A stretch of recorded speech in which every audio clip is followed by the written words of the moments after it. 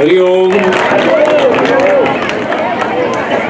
मैं ये सब भाव विभोर कर देने वाला, द्वापर, त्रेता और सती को भी प्रभावित करने वाला, कलयुग में अतिशय उत्तम भावनाओं के आध्यात्मिक स्तर को जगाने वाला ये मातृ पितृ दिवस देखकर मैं गदगद हो गया, बहुत गदगद हो गया। अभी मैं ध्यान लगाकर अपने माता पिता का ही ध्यान कर रहा था, उतने में मुझे समालोचक ने जगा दिया। गुरुर् ब्रह्मा गुरुर्विष्णु गुरुर्देवो महेश्वरा गुरुर् साक्षात परब्रह्म तस्मै श्री गुरुवे नमः। ओम गोरक्ष जालंधर पटाश अर्भंग कानीफ मच्छिंद्र आद्या सौरंगिरे वाणक भृतरी सौज्ञा भूम्या बबुर्वनोनाथ सिद्ध। इस दिवस को भारत में जागृत करने वाले, इस दिव्य भव्य अति आध्यात्मिक अतुलनीय ऐसी दिव्य परंपरा को जागृत करने वाले भारत के योग पुरुष, भारत के अध्यात्म के शिखर पुरुष, ऋषियों के ऋषि, तपस्वियों के तपस्वी, देवों के देव, संत श्रेष्ठ परम पूज्य आशाराम जी बापू के चरणों में मेरा कोटि कोटि वंदन है, अभिवादन है।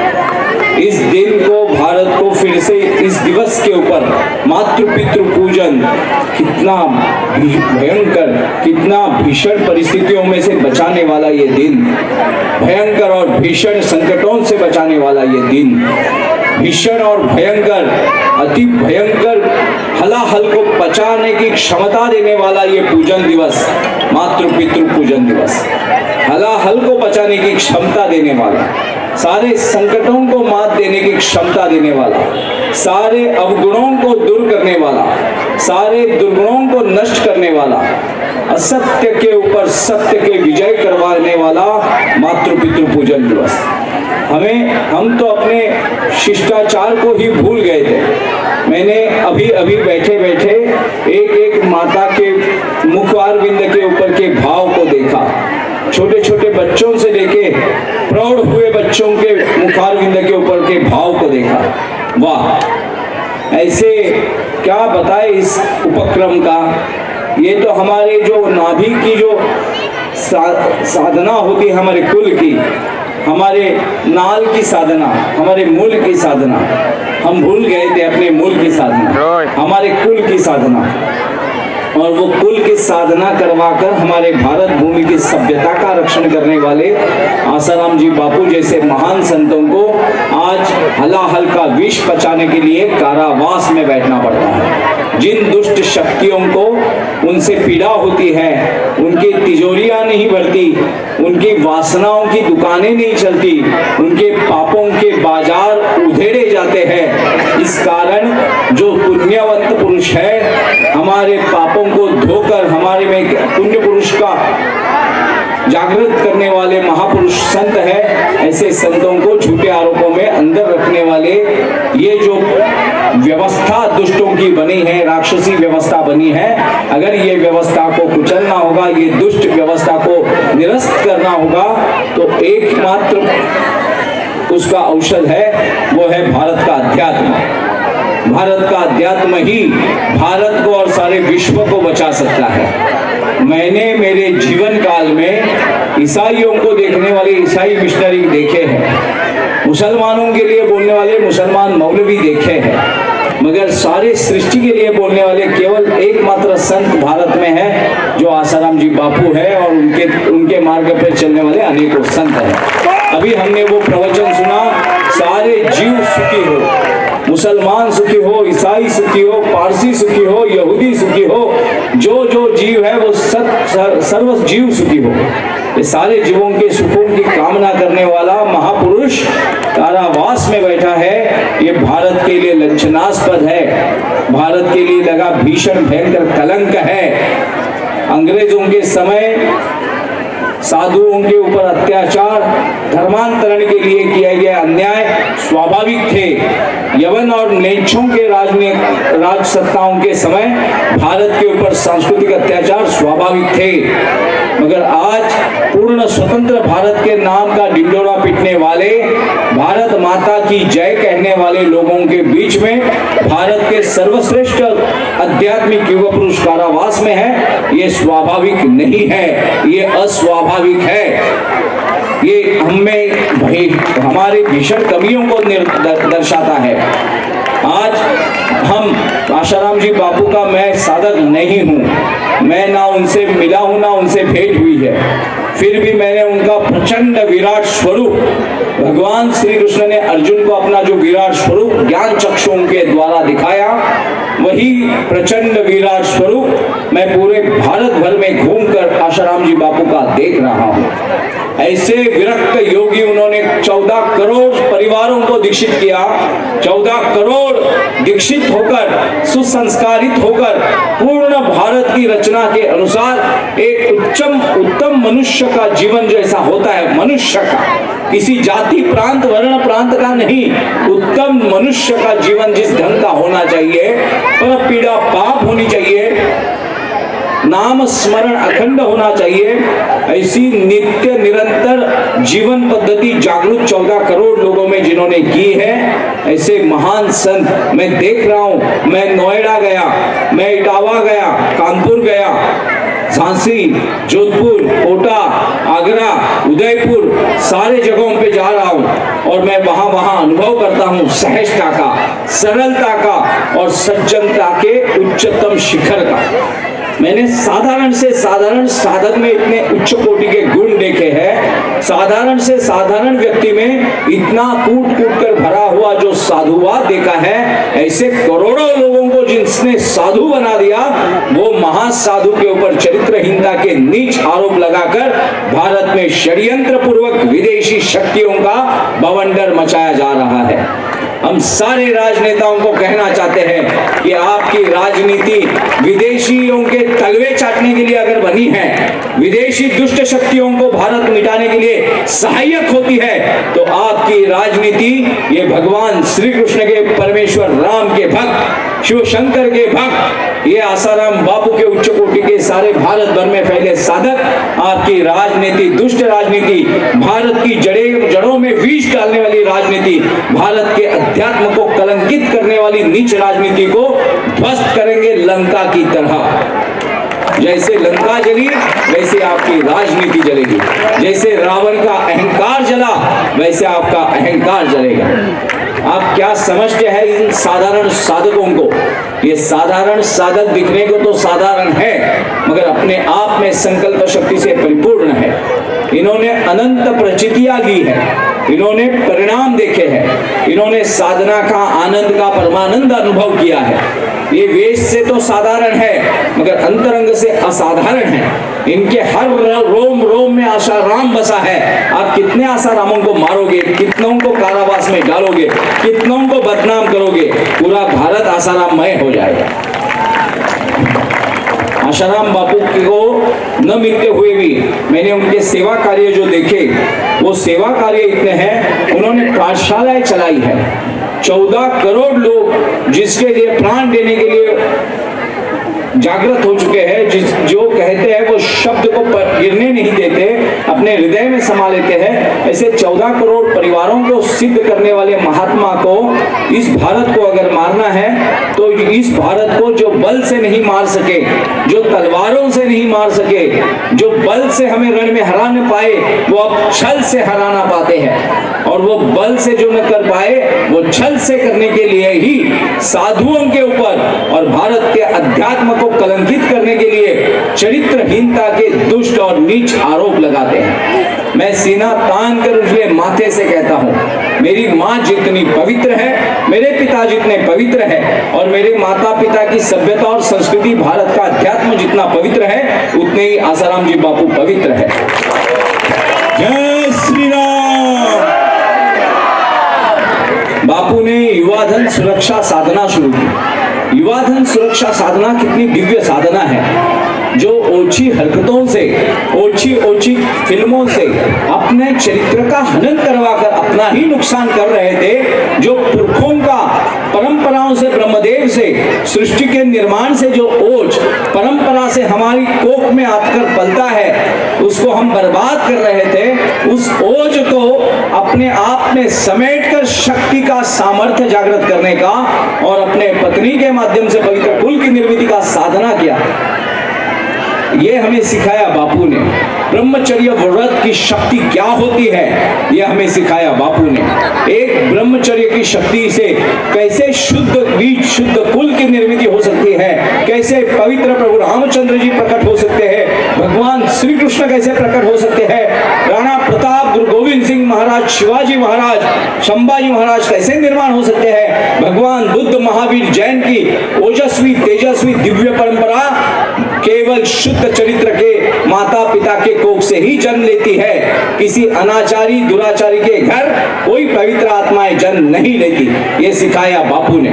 और इसी कारण हम ये सौभाग्य का मातृ पितृ पूजन दिवस देख पा रहे हैं, अनुभव कर पा रहे हैं।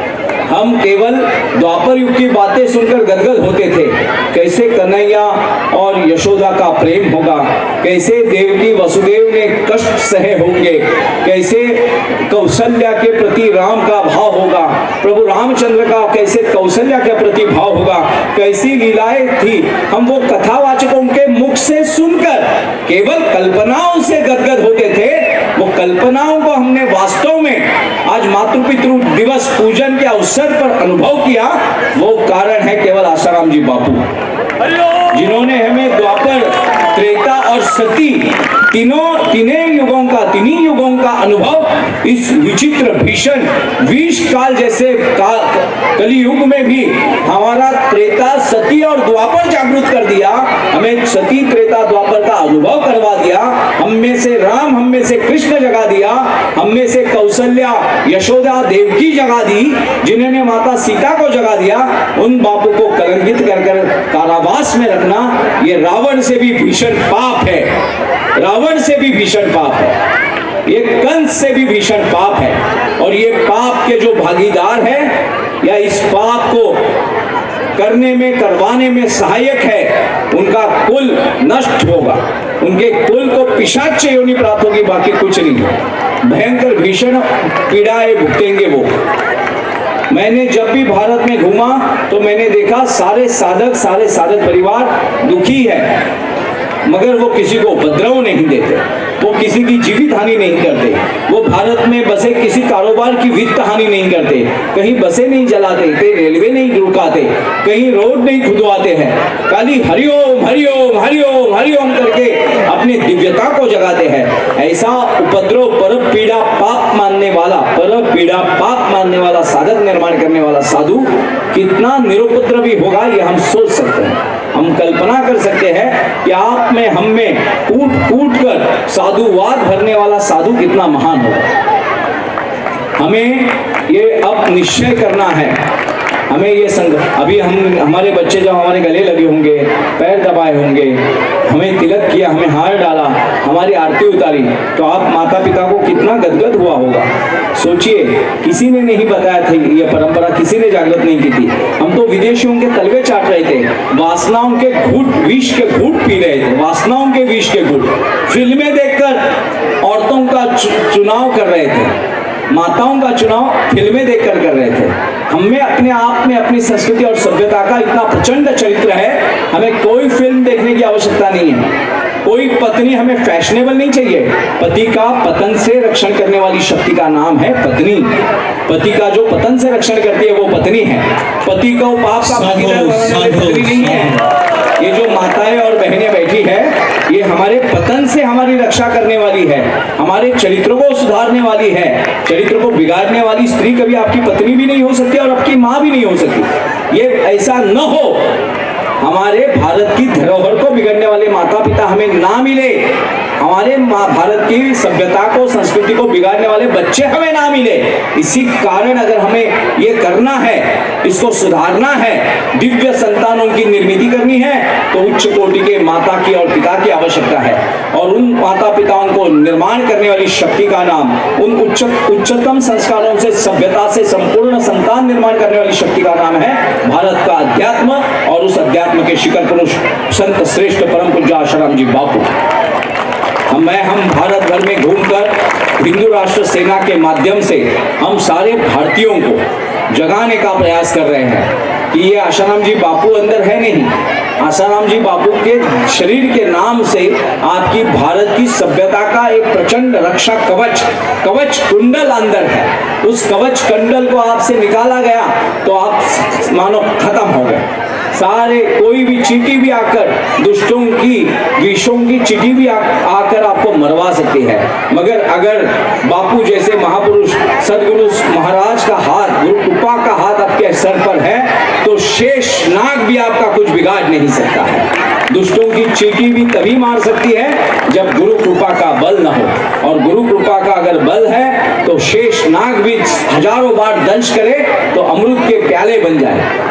और ऐसे गुरु को अंदर रखना महापाप है। कोई चरित्रहीनता नहीं, कोई नीति मूल्यों की हीनता नहीं, सब बवंडर है, सब षड्यंत्र है, मल्टीनेशनल कंपनियों की चापलूसी है, वासनाओं का प्रोजेक्ट बेचने वाले, वासनाओं का जो प्रोडक्ट होता है, वासनाओं के प्रोडक्ट बेचने वाली कंपनियों का षड्यंत्र है, भारत का धर्मांतरण करने वाली दुष्ट शक्तियों का षड्यंत्र है, भारत को पाकिस्तान बनाने वाली, भारत को बांग्लादेश बनाने वाली, भारत का अफगानिस्तान बनाने वाली, भारत का आजाद कश्मीर बनाने वाली दुष्ट शक्तियों का षड्यंत्र है कि बापू जैसे महापुरुष नष्ट हो जाए। मगर वो अज्ञान है, वो मूर्ख है। बापू अपने आप में परमेश्वरी संकल्प है। वो शरीर से पीड़ित आप कर सकते हैं, वो शरीर से भी परत काया प्रवेश कर अपना काम करवाते हैं। आज उसी का उदाहरण हम है, जीवंत उदाहरण है कि जिनको मैंने देखा भी नहीं, उनके लिए हम पूरे तन मन से लगे हुए हैं। अपने रक्त के आखिरी बूंद तक बापू के लिए हम लड़ेंगे, संघर्ष करेंगे।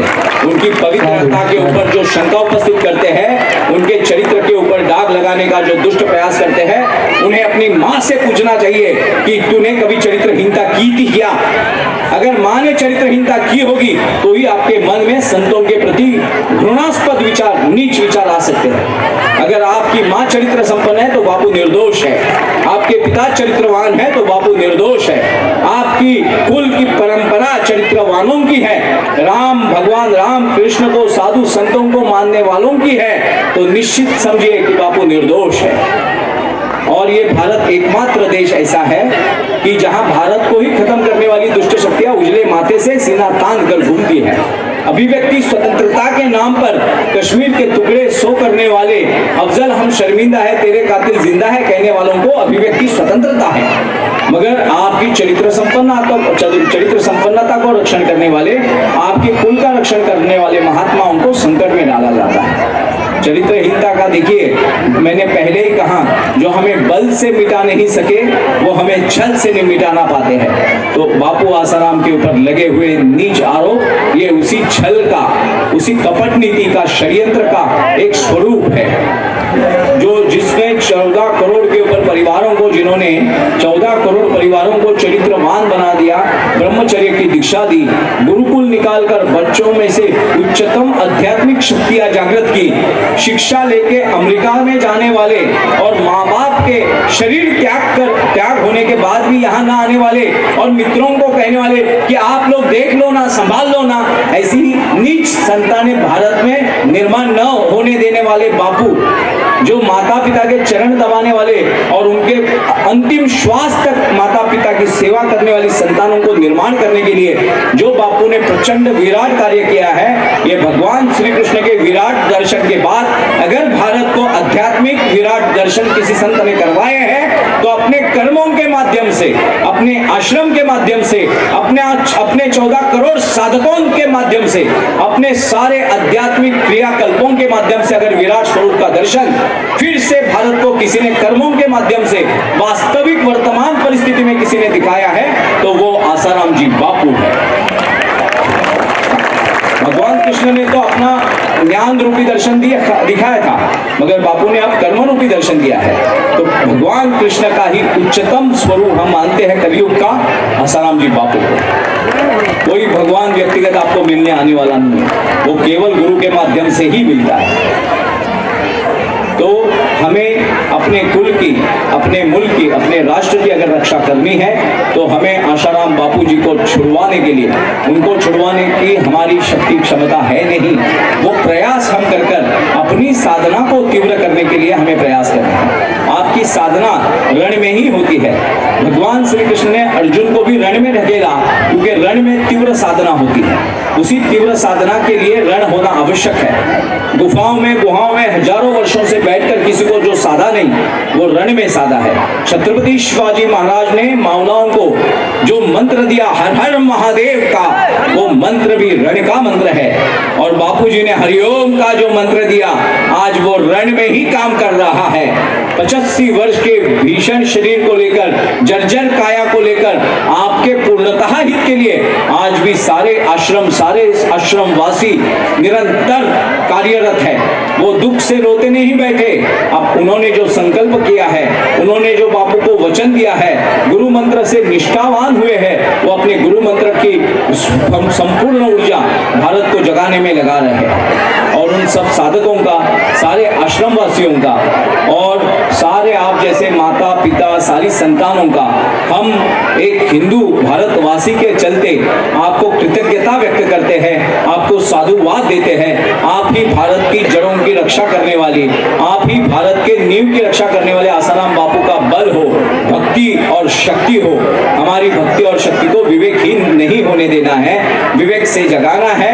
अपने बापू तो अपने संकल्प से आएंगे, मगर अपनी साधना बढ़ाने के लिए हमें उनको छुड़ाने का नाटक ही ना क्यों करना पड़े।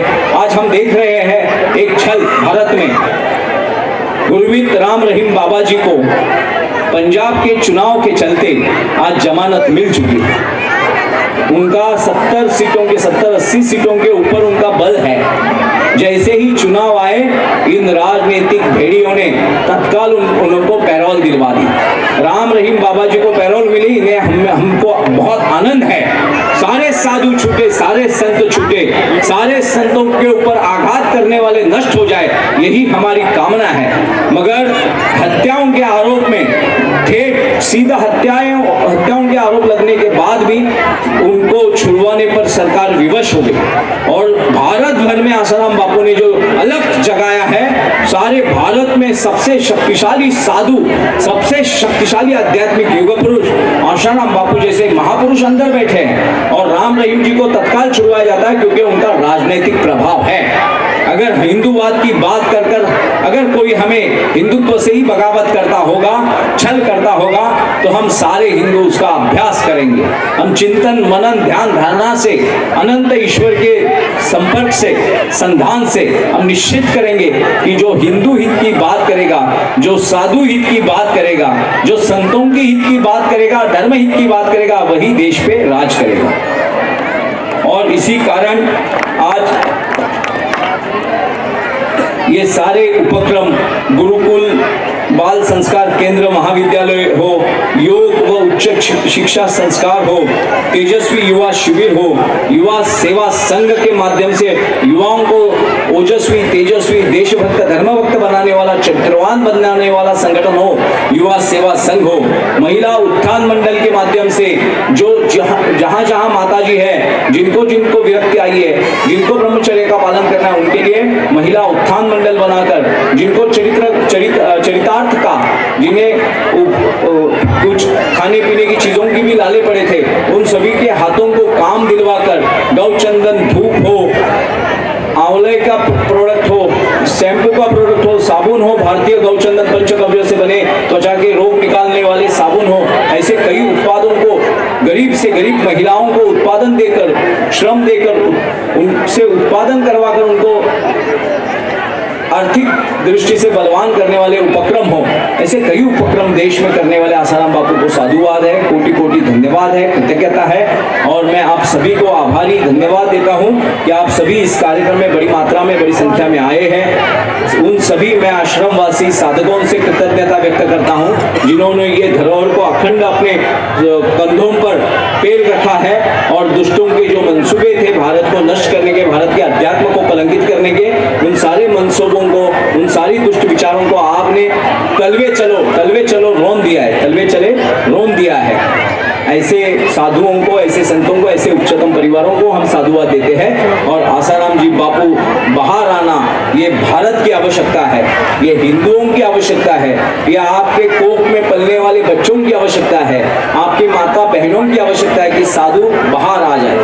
ये उनका जो अपप्रचार कर रहे हैं, उनके ऊपर चरित्रहीनता के जो आरोप लगा रहे हैं, यही भारत के साथ किया गया सबसे बड़ा भीषण छल है। आप पहचान लीजिए, जान लीजिए, इसका स्पष्टीकरण देने की हमें आवश्यकता नहीं लगती। हरिओम। बहुत बहुत